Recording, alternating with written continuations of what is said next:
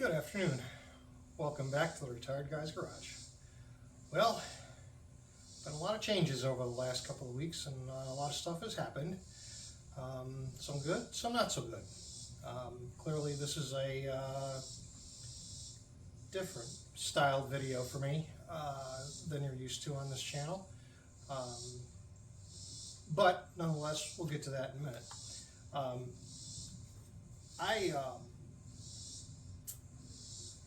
Several weeks ago, I guess about 4 or 5 weeks ago now, I was involved in a motor vehicle accident, in a car accident, in my truck. Ironically, not the reason for the leg brace. We'll get to that shortly. So I've been without the truck, and we just got that back. And shout out to Classic Collision in Covington. They did a great job on it. It looks terrific. Amazing job, amazing people to work with, and thanks to my insurance company as well. They were great to work with, and so very helpful in getting the repairs done in a timely fashion. So thrilled to have the truck back, to say the least. So why the brace, you ask? Well, those of you who know me, you know that I'm pushing 62. I'll be 62 in January, and so I'm not a spring chicken anymore. But those of you that know me, you know that I'm still working. I retired in 2019. However, I'm still working, and this past week, last Wednesday, a week ago Wednesday now, I guess it was, had an incident at work. We won't dwell on this, but had an incident at work which caused me some damage to my left knee. So hence the reason for the brace. I just saw the orthopedic surgeon yesterday to get the final diagnosis, and he has told me that unfortunately I have a torn tendon in the left knee area. I didn't exactly know where I don't exactly know where it is. All I know is it's torn, which is going to require surgery. And unfortunately, it is not a repair that can be made through arthroscopic surgery. This is going to require a good old-fashioned surgery repair. So, needless to say, I am unable to post any working videos on the channel at this time. The doctor tells me, says should be out probably for about 3 months.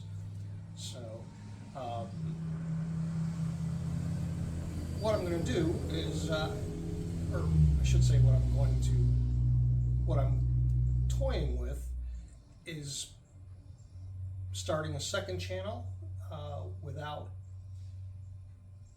the physical labor involved, and doing something completely separate from Retired Guy's Garage, or possibly just continuing on with this channel, just knowing that I won't be able to be doing the majority of the things that I've been doing on the channel. So,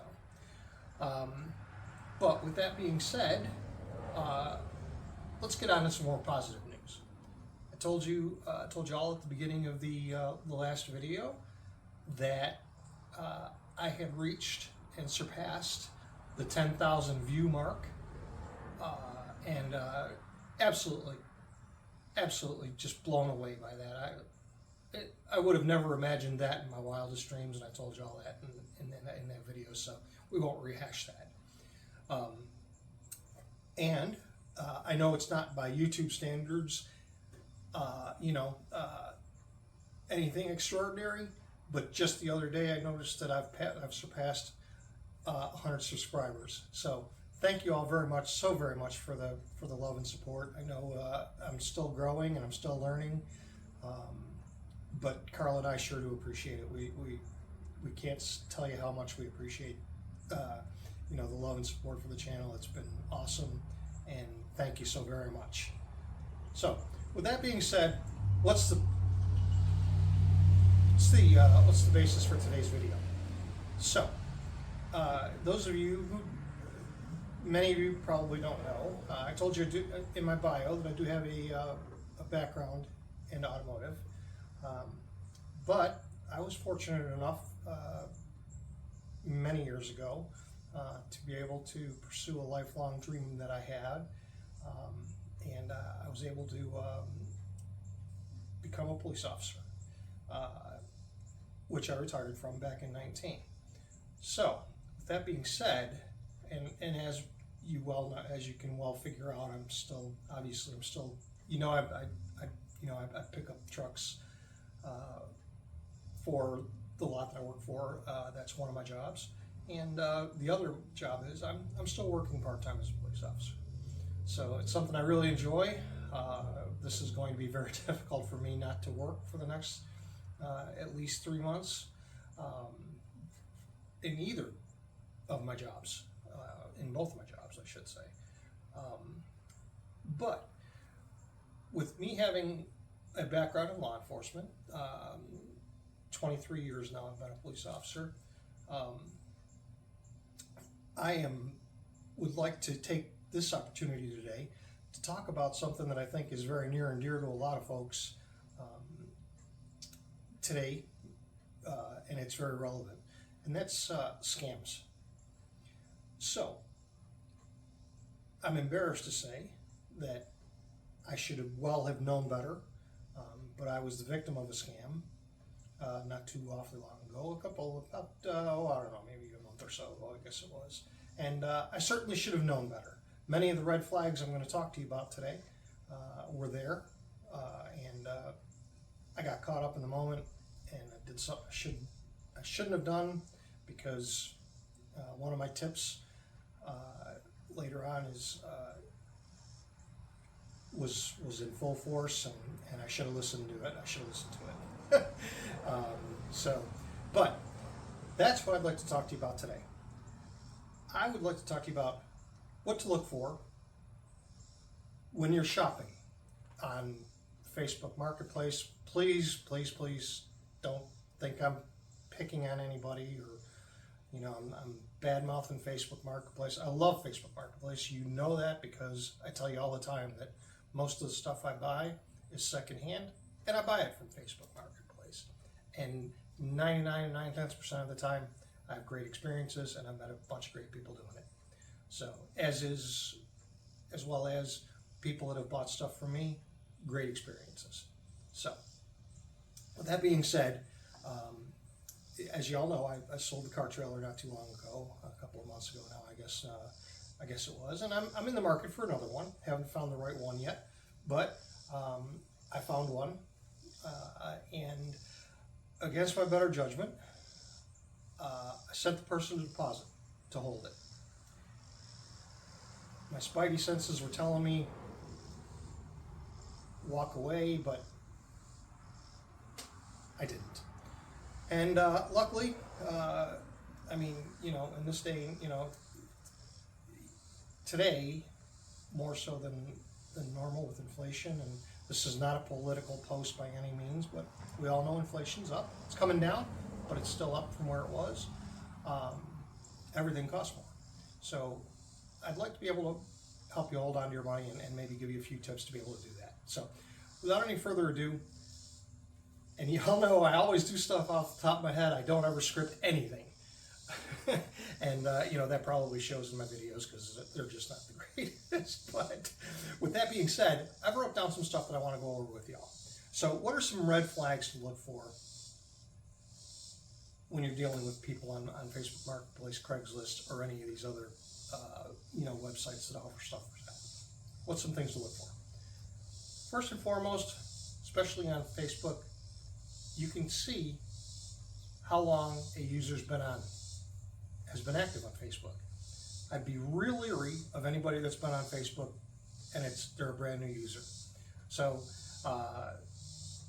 if somebody's just gotten onto Facebook this year and they only have the listing posted, they have no prior listings, they have no reviews, that might be somebody you might want to do a little bit more research on before you go ahead and deal with them. So again, New users, possibly a red flag. Do your due diligence. The seller's profile doesn't match their history, their profile history. So their seller's profile, especially on Marketplace, Craigslist is different, but on Marketplace, and most of this stuff is going to pertain to Marketplace because this is what I use most of the time. So I just ran across one the other day. I just happened to come across one the other day where their seller profile said that they just joined Facebook in 2024. However, when I viewed their profile, and listen, don't be afraid to stalk these people. I know that sounds terrible, but again, do your due diligence. Check them out. Don't be afraid to go on their personal profile. It's how you find out things. Like they used to say in NCIS New Orleans, learn things. Dwayne Pride used to say that all the time. Learn things. So, her seller's profile was brand new, 2024 this year. However, when I went to the seller's personal profile, there were posts going back to 2015, I believe it was. So, yeah, again, do your due diligence, check these things out. So, number 3, especially, I've told you my personal experience about deposits. Be careful. Unless you pay with PayPal, and I'll get into this a little bit later on, both of these items a little bit later on. If you give somebody a deposit through a money service, or you know the ones. Again, I'll get into them later on. And something goes wrong, something goes south, that money's gone. You're never going to see it again. So, again, just be careful with deposits. I had found a trailer that I was very interested in up in Tennessee, and we were talking back and forth about possibly picking it up. And I asked if maybe he could meet halfway. My wife wouldn't have to drive, Carla wouldn't have to drive so far, because clearly I'm not going to be driving that far. Just pretty much back and forth to doctor's appointments is all I can do.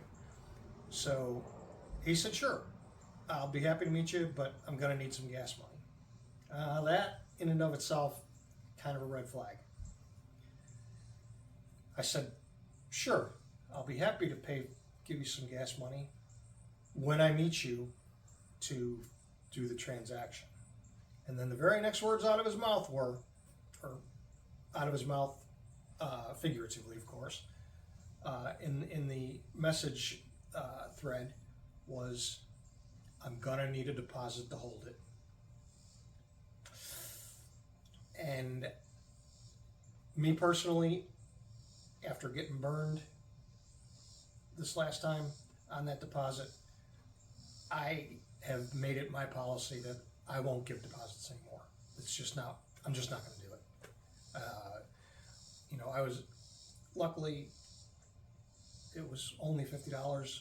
I say that like that's not a lot of money, but $50 is $50, and it's still money that's gone and I'll never see again.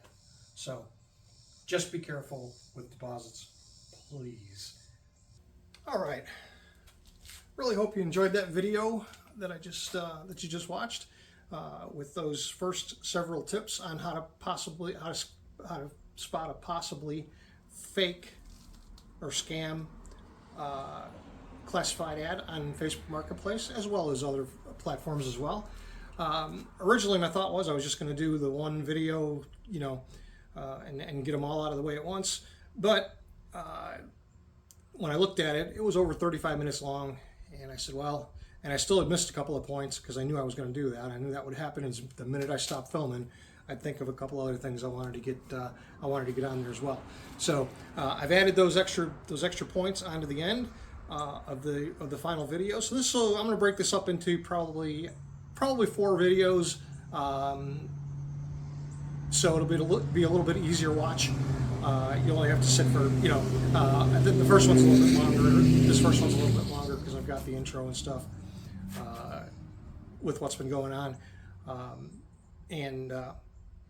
But the next, so I think the first one's going to be end up being, you know, maybe 15 minutes long or so, but the rest of them should only be maybe 8 to 10 minutes. So a little bit quicker watch, so you can get you know, sit down, get a couple of the tips. I've you know, catch up on a couple of the tips, and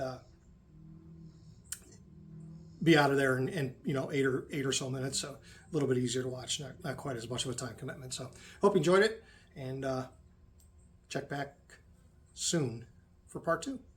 Thanks for watching.